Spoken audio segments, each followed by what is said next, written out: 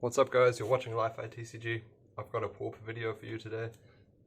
This is one of my favorite MTG decks. This is the Tortured Existence, Graveyard, Midrange, Synergy, Attrition strategy. So the main innovation for this new version of the list is that it's a Jund version, which is the same color combination as the previous version of this list that I have done a video on. The main innovation going on right now is that I'm playing both Faithless Looting and Commune with the Gods. So previous versions of the Tortured Existence deck were either base green or base red. So base green versions of the deck, they play Commune with the Gods as a way to find Tortured Existence. So the main problems with the green versions, in my opinion, are, apart from Tortured Existence, there's no good discard outlets you can play in black green. There's no like looting spells. You don't have cards like Lightning Axe. So the problem then is that the madness creatures, which you want to have in your list because they're a good combo with Tortured Existence, if you don't have the Tortured Existence, you have no way to use them. So like Grave Scrabbler, for example, is just a dud card. And this means that you have to play a lot of extra cards that are like kind of like Commune, but more subpar versions. So like Ransack the Lab or Vessel of Nascency to help you find your Tortured Existence, or you just end up in a lot of situations where you have madness cards in your hand and no way to use them. So you just end up with like clunky bricked hands. So that's the sort of main problem with the green-black version. Then when you move to a base red version, so you're not playing any Commune, but you're playing Faithless Looting. So you have more ways of using your madness cards because you have all the Faithless Looting as additional discard outlets. So you sort of solve one problem, but without having the Commune, your Tortured Existence is a little bit more difficult to find. So that means that you still need to have additional discard outlets beyond your 4 Faithless Looting. So they often play like a few copies of Thrill of Possibility plus Lightning Axe, and they have the same problem as Ransack the Lab and Vessel of Nascency, in that they're just a more subpar version of the really good card that you want to be playing. You just sort of have to use them because you need them to enable the synergies in your deck, but they're just sort of subpar cards that you're not really happy about. So yeah, that's the problem with the red-black version. And then because you are playing all these discard things to help manage your madness effects, you end up with a balance where you kind of want to be playing like extra madness effects. And this can lead to situations where the problem is even worse. Like you draw too many of your discard effects, like especially the cards like Lightning Axe and Faithless Looting, that card disadvantage if you're not getting your madness triggers off them, so that can lead to issues. Or you're just playing so many madness effects to take advantage of your Lightning Axes and things, and then you draw a hand that's just all madness effects, and then that's doesn't do anything either. So both versions of the deck have problems. So the reason why I think this hasn't been tried before, playing both of these cards, is that they both look like they want the secondary color of mana early. Like Faithless Looting is a 1 mana card, this is a 2 mana card. You want almost all of your mana to be black for your Tortured Existence usage and also Crypt Rats. So it's really impossible to build a mana base in Pauper that can have like so many black sources for this, but also reliably have red or green on turn 1 or 2. And I think that's the main reason why this idea hasn't necessarily been tried before. But the key like revelation to making this work is to realize that the deck doesn't actually need red mana for Faithless Looting until like turn 3 onwards. So the deck can really be like base black-green, just with a light red splash, just for Faithless Looting. And that might sound like really weird, to be splashing red just for this like 1 mana sort of like cantrip spell, but it's such a good synergy card for tying all of your like graveyard combo things together. Like, I mean, it's banned in Modern, right? Like, you know how good this card is. So yeah, it's a really good effect to have for the deck to have access to, and it means that you get to play all of the like most high quality card filtering effects. You don't have to like dig into the bargain bin of like Ransack the Lab or like Thrill of Possibility. You get to just play all of the best ones. So yeah, I think this is a good way to approach building the deck once you realize that you don't actually need to cast Faithless Looting super early, because you want to be casting it with 2 mana floating behind it, so you can discard a Madness thing off it and use that.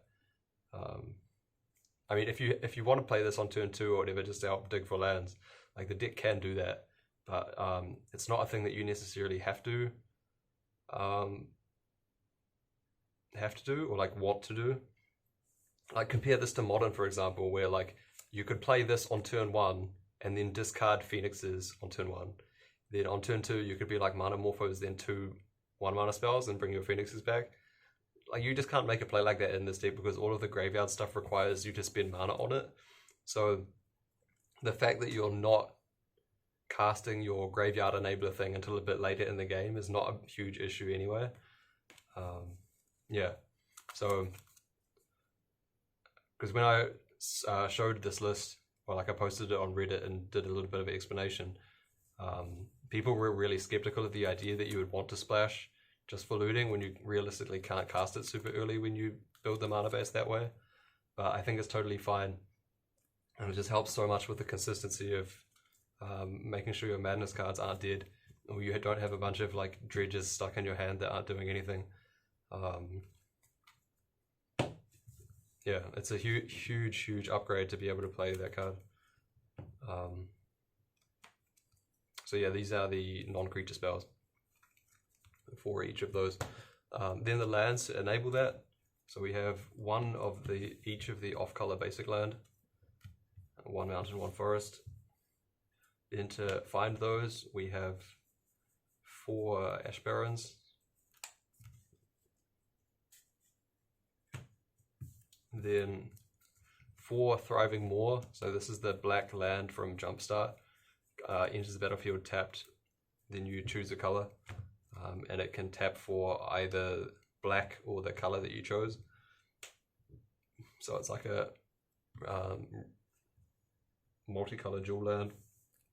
Obviously the perfect card in a base black deck that wants to be splashing 2 additional colors. Then we have the 4 Golgari Rot Farm. So again, we're base green rather than base red. So you want to have this bounce land rather than the Rakdos Carnarium. Then we have 8 swamps.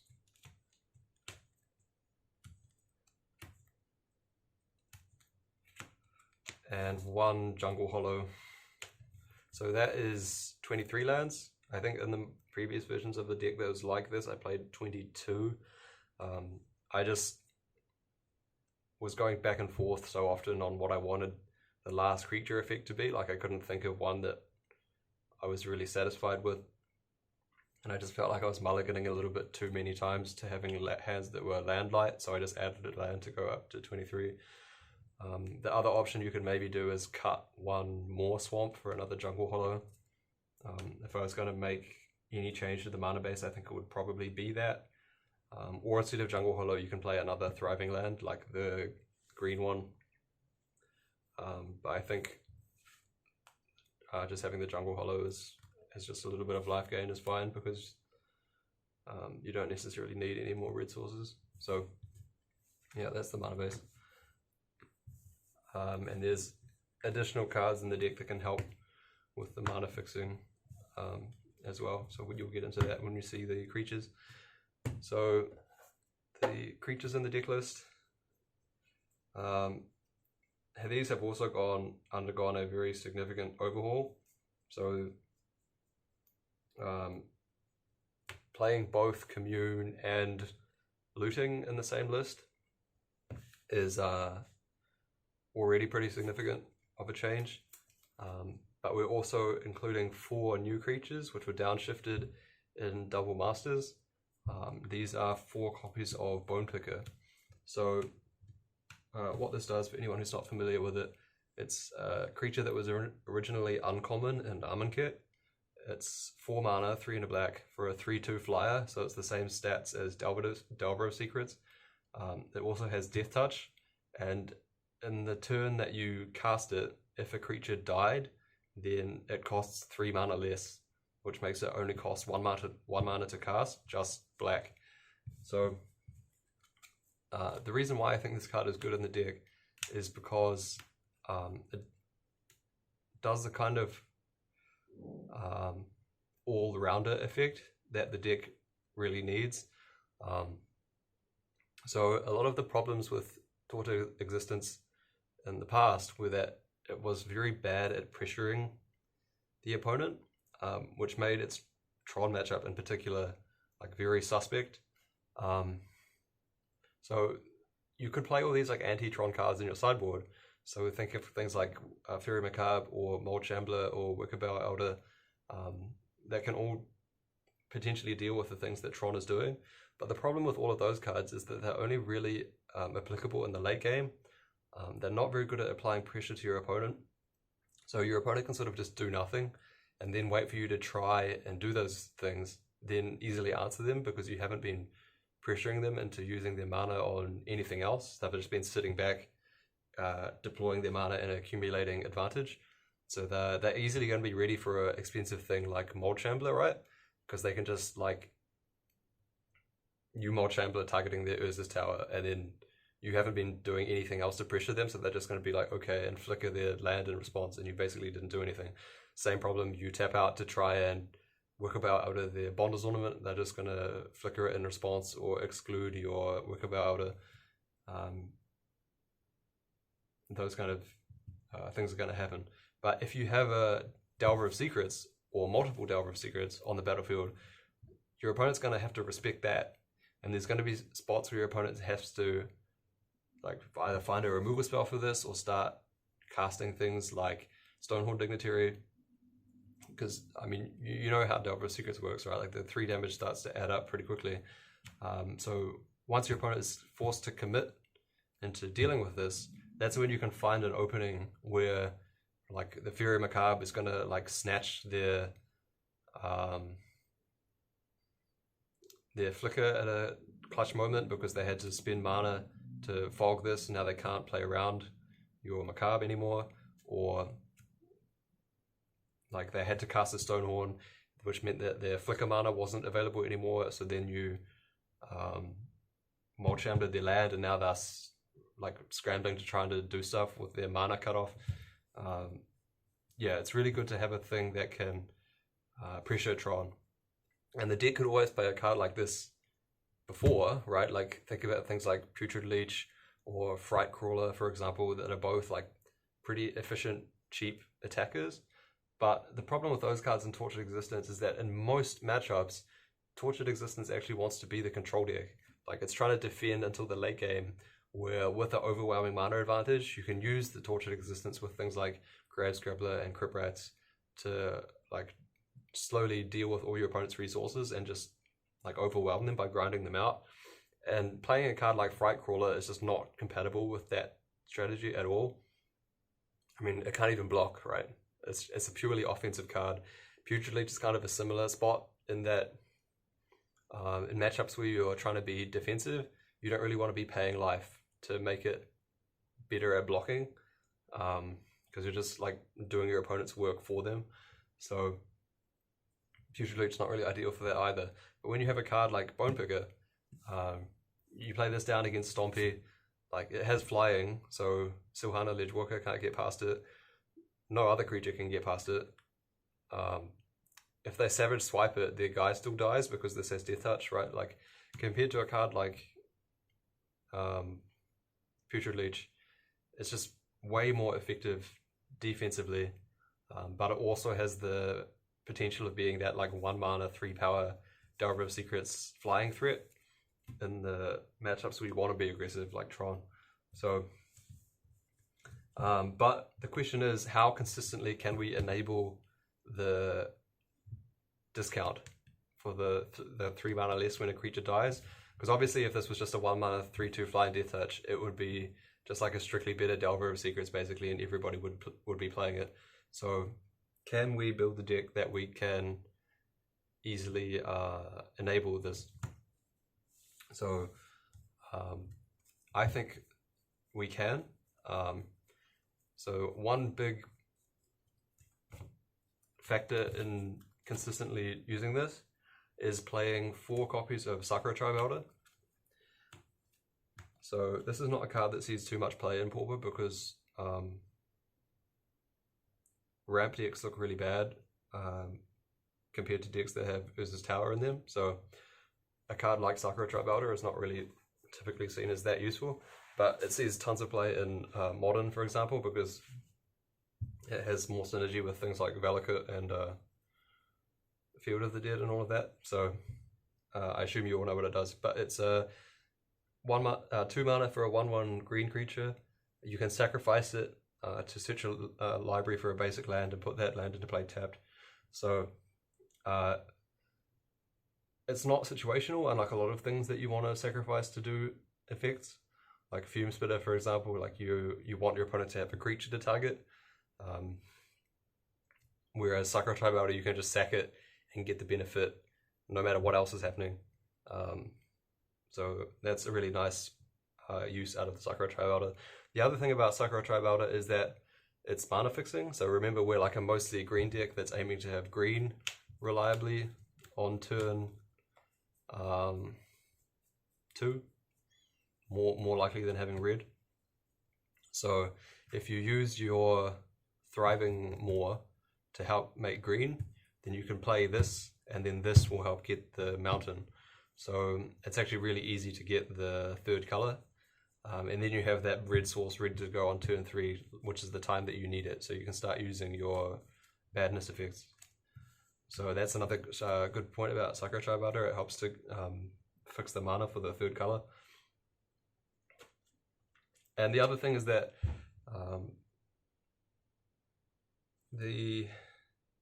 a lot of the decks that might want to play Bone Picker are things that are like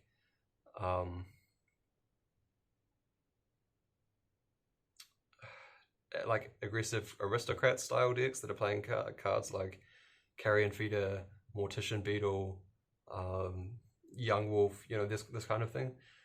These kind of decks, you would want to play Sakura-Tribe Elder sort of like in the abstract sense, because like it's a good card, it has good synergy with Bone Picker, Mortician Beetle, things like that. But that kind of deck would be like a very low to the ground aggro deck. It would just be playing like a ton of cheap creatures and trying to kill the opponent by attacking really fast. So Sakura-Tribe Elder would actually not be good in that deck strategically, because it just wouldn't be able to take advantage of the ramp at all.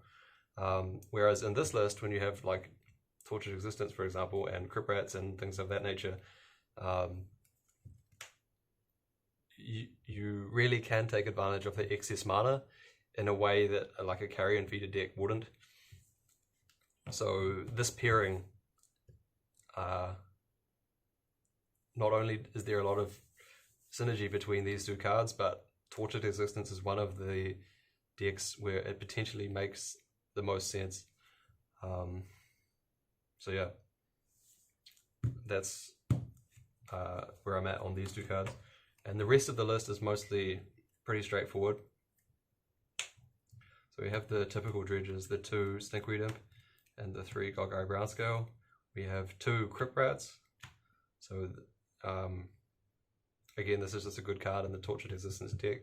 Some lists of Tortured Existence will play more copies of this card. It's not super essential when you have the Bone Picker to manage the battlefield instead, but again, it's such a powerful effect. It can really mess up your opponent's plan if they're playing any kind of like go wide deck, and it can burn the opponent out, which is a really powerful effect to have access to. So I still think it's good to play additional copies, and it can also be a morbid enabler, so that's nice as well.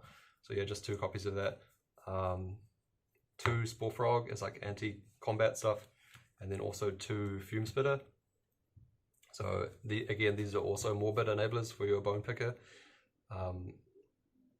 And the important thing to remember is that these can sacrifice in any situation. So even if there's no creature on the board, you can activate Fume Spitter targeting itself just for a creature to die. So you can do this, which might not sound like great because you're just wasting this resource, but in some matchups, having the fast attacker makes a very big difference. And I'm talking about things like Tron, obviously, where in those matchups, having a 1/1 counter on one of their creatures isn't going to be super useful. So, and in the same vein, like a fog effect is not very good against Tron either. So just burning this as a resource just to get your Delver of Secrets down, having the option to do that is, again, totally fine and actually pretty useful. If you're in a metagame where you expect Fume Spitter to be really effective, like your opponents are all playing Spell Stutter Sprite decks, then you can play even more copies of this. I just think it's slightly too narrow to do that, but it's definitely an option you can consider. So yeah, these are mostly the enablers for the Bone Pickers. Then the rest, we have just a few Madness cards. So 3 Grave Scrabbler and 2 Gorgon Recluse. So in the black-green versions of the list, like the old versions that didn't play cards like Faithless Looting, I was really unhappy with Grave Scrabbler. So the 2 main reasons for that were, firstly, it was too difficult to find ways of discarding it in the black-green versions when you only had TE and Commune to find it. You weren't playing Faithless Looting, you weren't playing things like Lightning Axe or Thriller Possibilities. Too often it would just be stuck in your hand with no way of discarding it, and that's really unacceptable. It's just a 4-mana 2/2 vanilla creature in that situation. So I wasn't happy with playing it in the list at all. But now we have the Faithless Looting as well to go with it, so that's going to be a problem much less of the time. The other reason why I didn't like Grave Scrabbler was that even in the situations where you were discarding it to Tortured Existence, it often was just like very unnecessary, because the 2/2 body often doesn't really matter, because your opponent is going to have bigger creatures than it, and it's not a very fast clock at killing the opponent if they don't. So then what you really wanted to do was get creatures back with it that were actually useful. So you would get back like the Crypt Rats, for example, but then you spent already 3 mana just to Madness this, where you could have spent only 1 mana to get this back with Tortured Existence instead. So now you might not have enough mana left over to effectively use this. And it was a very similar situation with like the other things you could get back with it. Like all of the quote unquote good creatures that you could play. So what are we going to think of in that situation? Like Crypt Rats is obviously the biggest one, but you know, in the past we've played things like Rhizome Lurcher, maybe. Think about things like Wickerbow Elder. Llanowar Visionary is a new card that's come out that's sort of in a similar vein. Like all of the creatures that, because you don't want to just be putting creatures in your hand, because that doesn't help you win the game. Like you need to be able to deploy them onto the battlefield and like attack and block and all of these kind of things. So like Grave Scrabbler was never very an effective way of doing that, because you didn't have cheap things in the deck to bring back with it. So it would just put a bunch of creatures in your hand that you didn't have the mana to effectively take advantage of. So it wasn't really that good a lot of the time. But now you have Bone Picker in the deck, right? Which is 1 mana, 3/2 flying Death Touch. So assuming you can get the effect off, the discount, like it's a very mana efficient way of affecting the battlefield, right? If you Grave Scrabbler, discard to Tortured Existence, get this into play, get back Fume Spitter plus Bone Picker, Fume Spitter, kill one of their guys, 3/2 flyer. Now suddenly that's a big turn, right? You've like put 5 power into play and shot down one of their small creatures, or at least shrunk one of them, right? So because you now have these really cheap mana efficient plays in the deck, Grave Scrabbler becomes much better because you have a way to suddenly convert all of that huge card advantage you get from it into like an actual way to win the game. So that's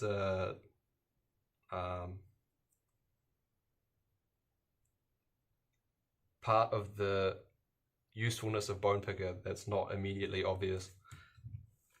And then in addition to the 3 Grave Scrabblers, we still have the 2 Gorgon Recluse. Just because it helps solve that problem on its own, rather than madnessing getting 2 things back and then having to convert those 2 things into like useful things on the board. Gorgon Recluse, when used with TE, it will only get the 1 thing back, but you immediately get something that's useful on the board. You get a thing with twice as much toughness, so it's much harder to kill, and the triggered ability is extremely powerful as well. So yeah, 5 madness creatures might seem like a lot, but we're also playing the remember, we do have the Faithless Looting in the deck to help discard those. And we have the ramp from the Sakura-Tribe Elder that can just help hardcast Gorgon Recluse, and that's not totally terrible. Then the last card is just 1 Wild Mongrel. So this is like a discard outlet to help with the madness stuff. So in the older versions of the green-black deck, even though I always complained that like there's no good discard outlets, I still wouldn't play this card, because those old versions of the deck were like very attrition-y defensive control decks, so you weren't equipped to take advantage of discarding cards to deal more damage with this. It just wasn't very synergistic with the plan of like ramping with Sakura-Tribe Elder and using Crypt Rats to destroy the whole board. Like, why would you want a rats blowing up your own Wild Mongrel, like, right? Like, it just didn't really make that much sense. But now, not only does the deck have like a slightly more madness creatures than you would want to play in a straight black-green version without those discard outlets, because you don't have the Faithless Looting. So now we have even more madness creatures, so like there's arguably like a greater reward for having more discard outlets like Wild Mongrel than the original black-green versions would have had. So not only do you get the upside from that, but because the deck has this more aggro game plan now that it can take advantage of, being able to discard cards to deal more damage with the Wild Mongrel is like a much more useful tactical option than it was in the older versions of the green-black decks.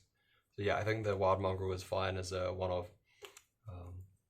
You don't really want to necessarily have multiples of it, because when you're just using it as a way to discard things for free, multiple copies of that effect are just redundant, obviously, so it's unnecessary. So yeah, that's the new version of the list. I do think it has a lot of potential. I think Bone Picker helps to do a lot of roles that the deck kind of struggled with in the past. Like, for example, in the old versions of the Faithless Looting Tortured Existence, like the red versions, you had to play so many copies of cards like Dranith Stinger, because so that affected a lot of roles in that version of the deck. So the first thing is that when you activate your Tortured Existence, you need to have a creature in your graveyard already, right, to target. So the black-red versions of the deck, they didn't have Sakura-Tribe Elder, they didn't have Fume Spitter, so it was a little bit harder to get the first creature in your graveyard. So you sort of wanted to play Dranith Stinger partly for that reason. So now we have the Sakura-Tribe Elder and the Fume Spitter, so that's less of an issue. So we don't have to play cards like Dranith Stinger for that reason. The second reason why you wanted to play cards like Dranith Stinger is that you had like Thriller possibility, and Lightning Axe. So if you play a card like Thrill or Lightning Axe and you madness a Grave Scrabbler off it, you want to have a creature already in your graveyard to return with the Grave Scrabbler trigger. So if it's really early in the game, you might not have played like a Crypt Rats or any creature that's died yet. So playing a card like Draenei Stinger is just a good way to get a creature into a graveyard to take advantage of in that situation. But this version of the deck isn't playing those kind of discard one creature effects. No Thrill, no Lightning Axe. So the only time we're discarding a Grave Scrabbler in a situation where we're not using it with Tortured Existence is when we're discarding it from Faithless Looting. And in that situation, you can discard the Scrabbler and any other random creature, and then you can just get that creature back with the Grave Scrabbler. So you don't need to have discarded a creature beforehand. So the Draenei Stinger is not useful in that situation either.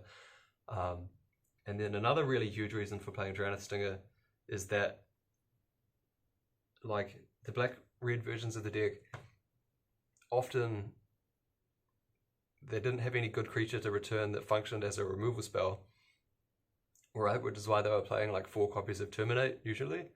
And they also, because they didn't have green spells, they didn't have any creature in the deck that they could return to act as a land drop. So they didn't have any effect like Krosan Tusker, they didn't have any effect like Sakura-Tribe Elder. So often you just had to return a cycler with your Grave Scrabbler when you wanted one of these effects, and just hope that you could cycle and draw into it. So now we have Bone Picker to get back, which can be removal, and we have the Sakura-Tribe Elder to get back with the Scrabbler, which does the role as finding more mana sources. So like the overall the toolbox power of the Tortured Existence plan has got a lot stronger once you've added the Sakura-Tribe Elder and the Bone Picker. You don't have to just play a bunch of cyclers in your list and rely on those to try and top deck into the effects that you want. You can directly get those creatures back, get those effects back straight away on these creatures. So that's a pretty nice upgrade to this list compared to those original black-red versions as well. So yeah, that's most of the arguments for why I think this list has a lot of potential. In terms of a sideboard, I think I would want to play probably like 2 Mold Shamblers, 2 Work of Bow Elders, 2 Fury Macabres. You can just start with that as a baseline. Then like 1 Brownscale, just the last copy to help in the bird matchup. 1 or 2 more copies of Spore Frog probably as well, just to help against like Boggles and Stompy, those kind of things. An extra copy of Crypt Rats just versus go wide things like Elves, and against the Fairies decks it's pretty good too. So yeah, that's like 10 slots already done. And from there you sort of have to think about what matchups. So then as extra removal, so against things like Sunscape Familiar, Thermo Alchemist, X-Bane Guardian, it can be good to have some kind of like Doombladey effect. And like the old black-green versions of the deck, you probably want it to be an enchantment so you can use it with Commune. So Maya's Grasp I think is really good. Killing things with 3 toughness for only 2 mana is a really nice sweet spot, because it's really good versus Thermo Alchemist especially, but also things like X-Bane and Sunscape. And it's not so expensive that it's bad versus things like Stompy and Delver. Because like in those matchups, you might prefer having Deadweight instead. But Deadweight not killing Thermo Alchemist is pretty bad. So Maya's Grasp does like a good job of like splitting the difference there. Again, you can play a card like Oubliette or Seal of Doom that can destroy any creature, but costing the extra mana can be a huge liability versus things like Thermo Alchemist and X-Bane Guardian, so that's not great. Myers Graphs just does like a really nice job at being at like that exact right spot on the curve where you needed to kill these specific targets. So that's pretty good. So yeah, that's already like about 12 sideboard cards. Then you can maybe play like 1 or 2 Aerie Oofs. It's good versus Delver, it's good versus Skyfisher stuff. That's a pretty nice sideboard card to have as well. Another question is whether you want to play Pyroblast, which is fine. The problem with Pyroblast is that there are better options you can be playing versus Delver. And then